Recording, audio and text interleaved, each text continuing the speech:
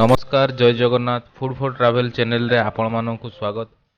आज आमे करिबा घरोई स्टाइल रो बारिपदा फेमस मुढ़ी मांस। तो चलंतु देखि नेबा आजिरो रेसिपी।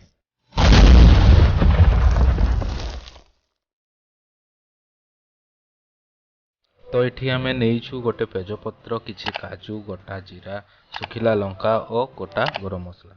आ सहित हळदी गुंड, जीरा गुंड, धनिया गुंड, आवश्यक अनुसार लंका गुंड, चिकेन मसला, गोटे टमाटो, दीटी आलू, चारोटी पियाज, लंका और अदा रसुण पेस्ट।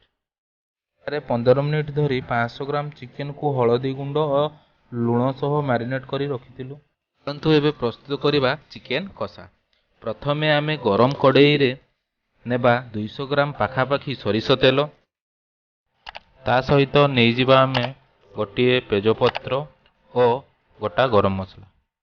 एबे नेइथिबा तेजपत्र और गोटा गरम मसला को आमे भलो भाबरे भाजी नेबा।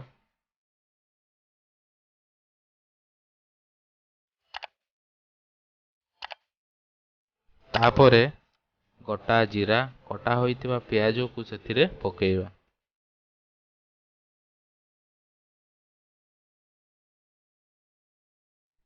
किछि टाइम पियाज को गोल्डन कलर हेबा जाए भलो भाबरे भाजिबा। वर्तमान आम पियाज भलो भाबरे भाजी गोल्डन कलर हेई आसिलानी। एठारे आमे नेइथिबा अदा रसुण काजू पेस्ट को पकेई भलो से कषि नेबा।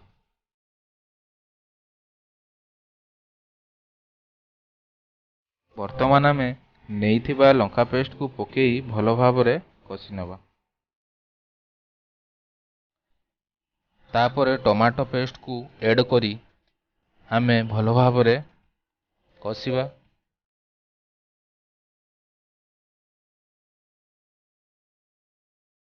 वर्तमान आमे एठारे पकेइबा हळदी गुंड,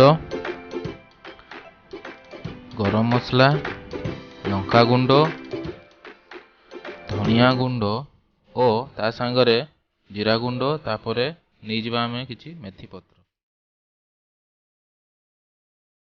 तापरे आमे याकू भलो भाबरे कषि नेबा।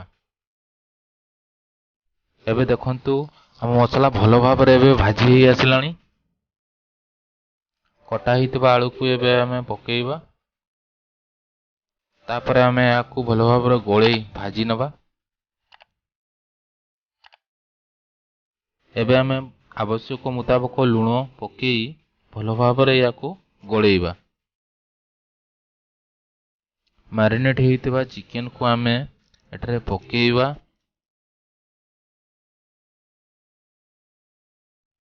तापरे आमे एही चिकेन को मसला सह भलो भाबरे घांटी नेबा, जेमति कि मसला सब चिकेन सह लागी रहिबो। 15 मिनिट पई एबे ढांकुणी घोड़ेई देबा। वर्तमान एबे हमरो चिकेन और आलू भलो भाबरे सिझी गलानी। पुणी आमे याकू 15 मिनिट पई पुणी घोड़ेई देबा।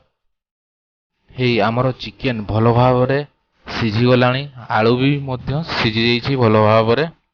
देखि नवा बास एबे तो पूरा रेडी हो। तमान बारिपदा फेमस चिकेन रेडी। ये हमरो प्रथम वीडियो, तेणु प्लीज सब्सक्राइब लाइक करिवे और केमिति लागिला हमकु कमेंट रे जणाइबे। जय जगन्नाथ। एतिकिरे रहूची, पुणी देखा हबो नेक्स्ट वीडियो को।